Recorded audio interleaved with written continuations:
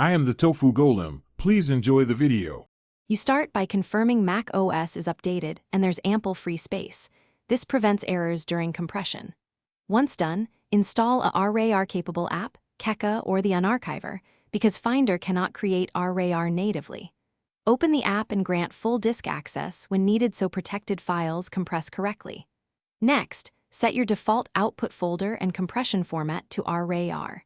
This initial setup makes the rest faster and avoids permission surprises, so you can proceed directly to selecting content to compress.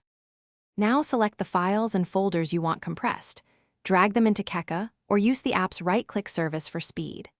Choose RAR as the format, because it supports solid compression and splitting, and pick a compression level. Maximum saves space but takes longer. Normal balances speed and size. If sending, set split sizes like 100 MB, also enable AES 256 encryption, and add a password so recipients need credentials. Make sure to preview the estimated archive size so you know storage and click compress or create and watch the progress indicator. This confirms files are being processed and temporary disk usage is tracked. Once finished, verify the RAR in the output folder and perform a test extract to ensure integrity and that the password works.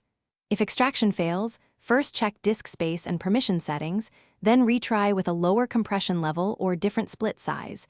This often fixes timeout or memory errors. Finally, keep a copy of the original until you've confirmed the archive is intact and usable. Thanks for watching. Consider subscribing if we helped you today.